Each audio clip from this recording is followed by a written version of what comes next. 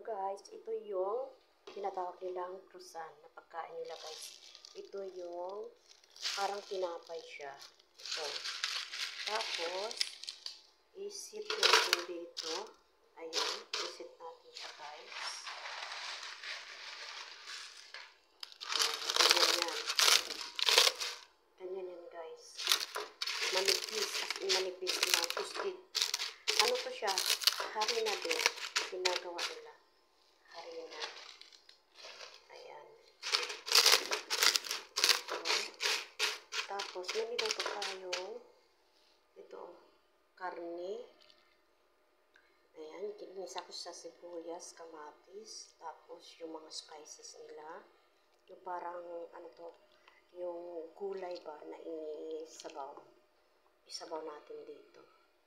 Tapos, i-ano natin dito guys. Ayan. Ayan.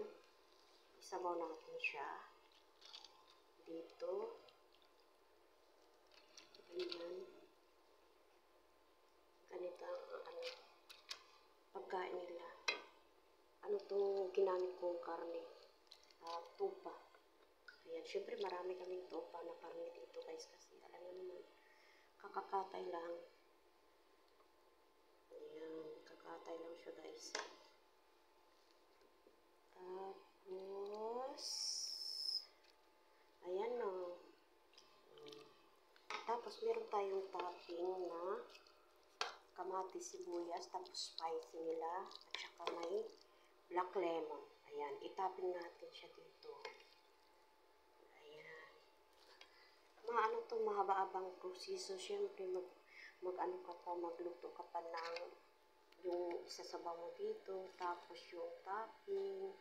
Dapat yung pag-slice ng ano guys, ng sibuyas at saka kamatis, maliit siya ang pag-slice.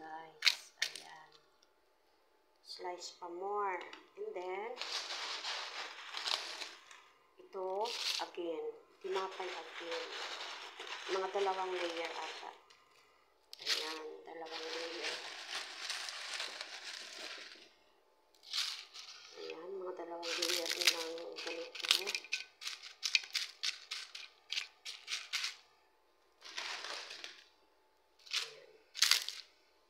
Ayan siya guys.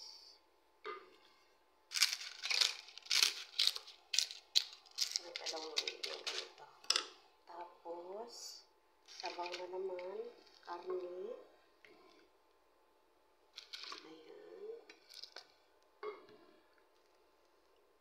Yung itim na yan, ano yan? Black lemon. Na, ano siya, na dry. Ayan.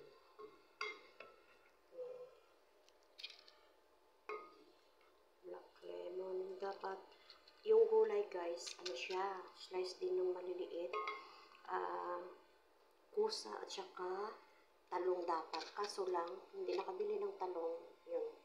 Walang talong itong gulay.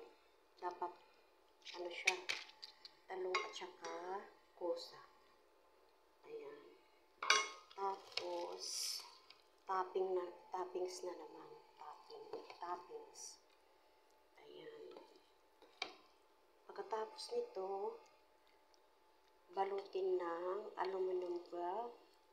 And then, isarang natin sa mahinang apoy ng mga 1 hour. And then, kung gusto ng amo nyo na lagyan pa ng kanin sa taas, magluto ka rin para sa kanin. Cup sa rice, ganun. Itong ano ko, itong recipe ko may kanin to mamaya sa taas. Tapos, lagyan nyo ng nilagang itlog sa taas ng kanin at saka lemon na slice at saka kamatis. Ayan. Ito na siya guys. Ayan na siya. Isa lang na natin siya ng 1 hour. Ayan.